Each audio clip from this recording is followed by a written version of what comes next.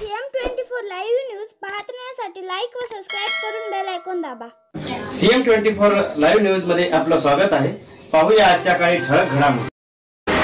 नमस्कार, आपण पाहतात सामान्य जनतेचा आवाज नांदेड CM न्यूज। आज आपण नांदेड परिसरामध्ये आहोत आणि या ठिकाणी राष्ट्रमाता कस्तुरबा गांधी हायस्कूलचे मुख्याध्यापक माननीय सूर्यवंशी सर यांचा आज सेवानिवृत्ती सोहळा या ठिकाणी आयोजित करण्यात आला होता। त्यानिमित्त या ठिकाणी आपण सरांशी चर्चा करत आहोत। सर, काय सांगा?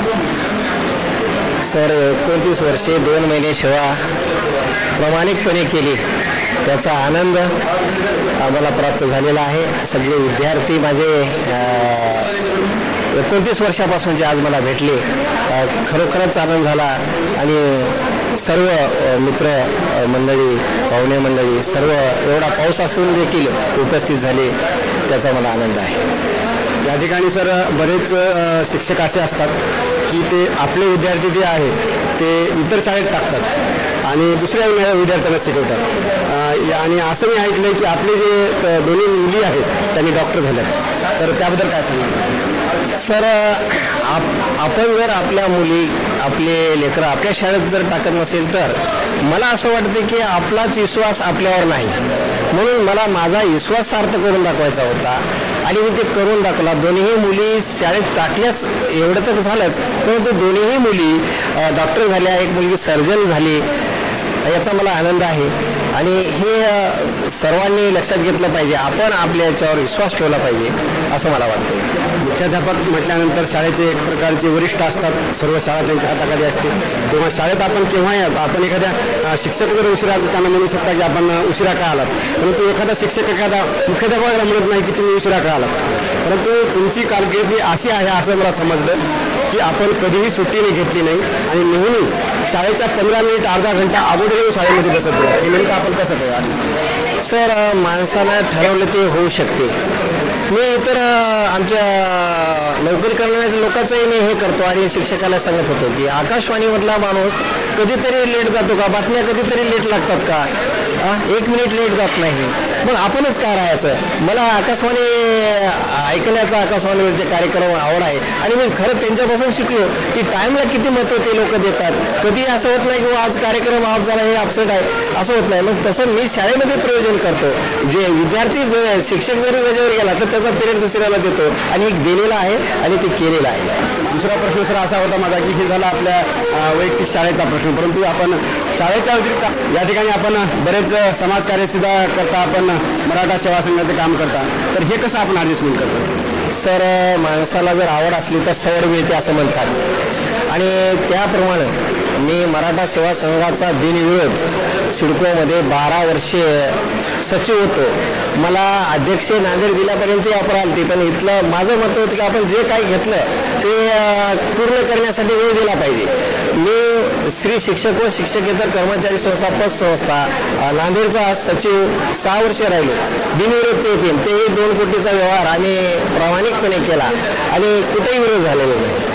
तर आपण कांडी या गावची आणि कांडी गावून आपण शिक्षण घेतलात आणि एक दिवस आपण शिक्षक आणि शिक्षकाच्या नंतर आज मुख्याध्यापक झालात, परंतु या ठिकाणी जी आपली बातमी ऐकत आहेत, जी नवीन पिढी आहे, त्यांना तुम्ही काय प्रेरणा देणार? तुम्ही कशा प्रकारे 1ली असेल, 5वी असेल, 10वी असेल शिक्षण घेतलात, कशा प्रकारे आपल्या काय आलं ते? सर, मला एकच सांगायचं आहे नवीन पिढीला, तुम्ही जास्तीत जास्त पुस्तकं वाचा, वर्तमानपत्र वाचा, अभ्यास करा आणि आई वडिलांचं ऐका, विनाकारण वेळ वाया घालू नका।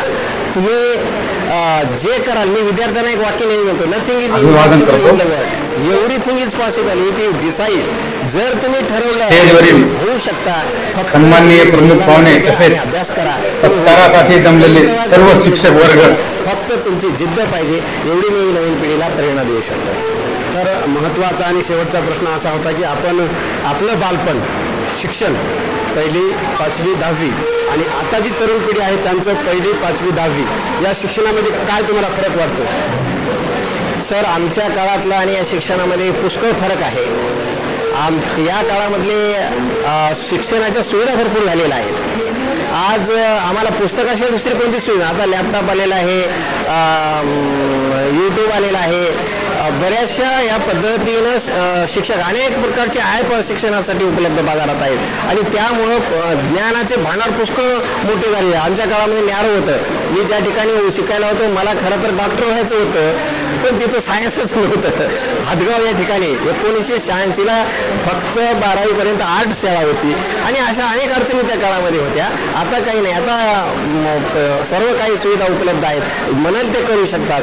काही असं आहे, एवढा फरक पहिले आणि या काळामध्ये आहे. लाईटची वगैरे काय सोय? लाईट आणि दिव्याखाली अभ्यास केला. लाईट नव्हता, आमच्या गावात लाईटच आली नव्हती 10वीपर्यंत. तर आणि दिवे लावून अभ्यास केला, 4 वाजता उठून अभ्यास केला. या ठिकाणी आपण एखादा प्रसंग सांगा जेणेकरून या विद्यार्थ्यांना आजकालच्या कळेल की पहिल्याच्या काळचं म्हणजे तुमच्या काळाचं शिक्षण किती अवघड होतं आणि आताचं किती सोपं आहे आपल्या काळातला. सर, शिक्षण पहिलं फार अवघड होतं. कोणतेही साधन, TV सुद्धा गावामध्ये नव्हता, रेडिओ नव्हते, लाईट नव्हती. त्याही आताच्या काळामध्ये पुष्कळ सुविधा निर्माण झालेल्या आहेत आणि त्या सुविधाचा या विद्यार्थ्याने फायदा घेऊन ज्ञान प्राप्त करावं, मेहनत करावी आणि जे इच्छिल ते होऊ शकतात असं मला वाटतं. त्यांनी मेहनत मी तुम्हाला सांगतो, मी जरी ग्रामीण भाग आजही मला 10वीची कविता, 10वीचा धडाचा धडा आहे. मी माझं एक या विद्यार्थ्याला करत होते एक मराठीचा 10वीचा आजही धडा आहे, पाठ आहे. कारण काय अभ्यास असा आहे की अभ्यास म्हणजे काय की पुन्हा पुन्हा घ्या तिथं. बाईने एका पाण्याशी निघाली, तिच्या घरी उडीले 10 फुटे कोणी नाही, तेव्हा गोसाई विजय केले, तेव्हा तो म्हणे त्याले राहुल लेकूर गाव कुंटीची पांगाला काढले. हे प्राचीन ह्याच्यातला पहिला धडा 10वीचा होता, मला पाठ आहे. पाठांतर झालं पाहिजे विद्यार्थ्यांनी, पाठ अभ्यास केला पाहिजे. Nothing is impossible in the world, एवढं मला सांगायचं. सर, आता दुसरा एक प्रश्न होता, शेवटचा म्हटलं पण आणखी एक प्रश्न घेतो. बरेच जण पालक म्हणतात आणि विद्यार्थी म्हणतात आपल्याला जर डॉक्टर, इंजिनियर, हेडमास्टर असे चांगल्या प्रकारे जर पोस्टला जायचं असेल तर त्याकरता आपल्याला इंग्लिश क्लासेसमध्ये जावं लागतं आणि इंग्लिश शाळेमध्ये शिकावं लागतं. तर आपण कशा प्रकारे कोण्या शाळेत शिकला? सर, माझं शिक्षण तर जिल्हा परिषदेच्या शाळेमध्ये झालेलं आहे. इंग्लिशमध्ये शाळेचंही पाहिलेलं आहे, मराठीमध्ये पाहिलेलं आहे. हे माध्यम झाले शिक्षणाचे.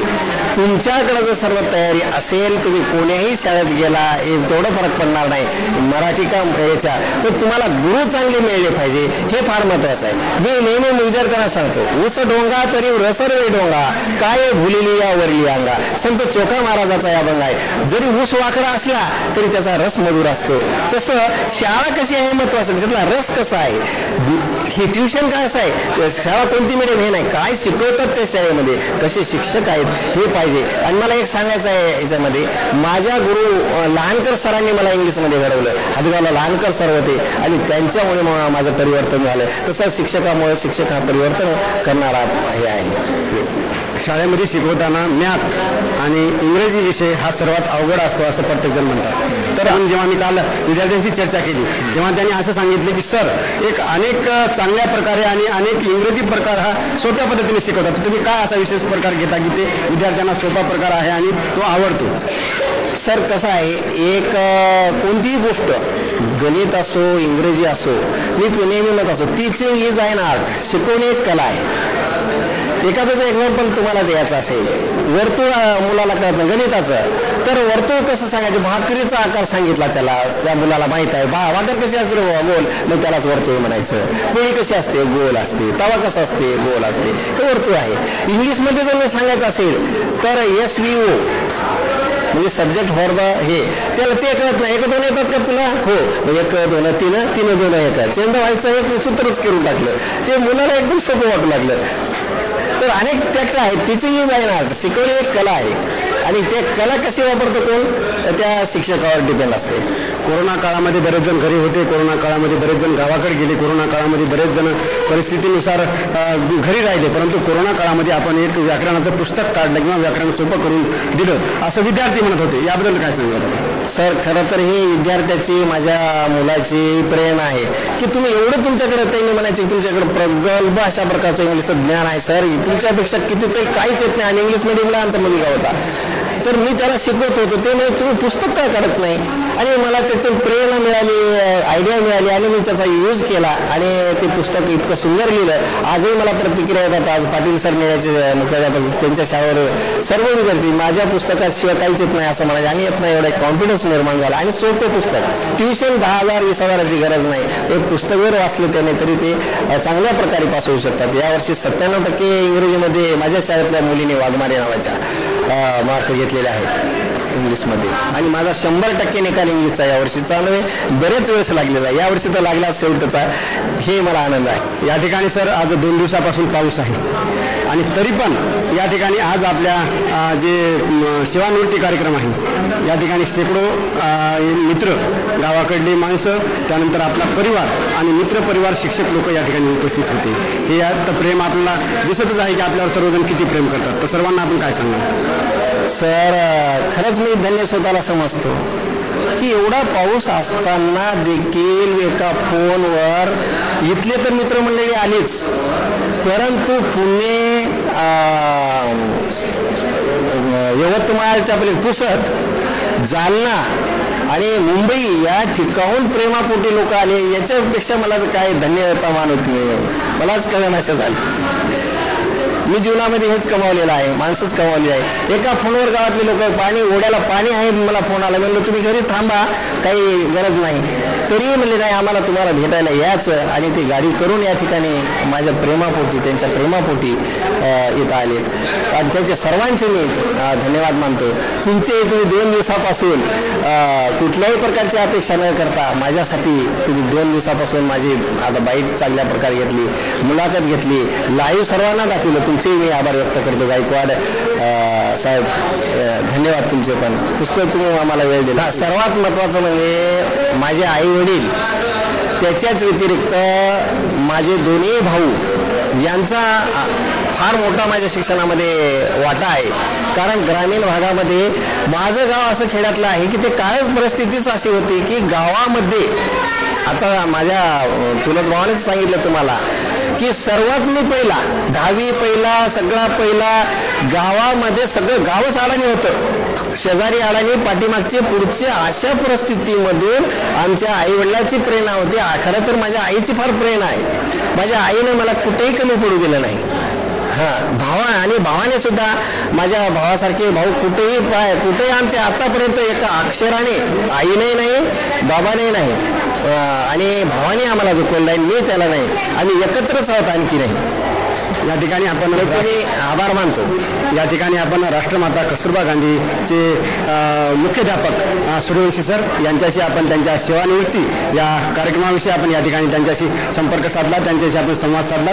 या ठिकाणी सेवानिवृत्ती सरांना आमच्या CM न्यूज परिवाराकडून देखील लक्ष शुभेच्छा. कारण या ठिकाणी माझी पत्नी देखील सरांची विद्यार्थिनी आहे, तिच्याकडून देखील आमच्या सरांना लक्ष शुभेच्छा.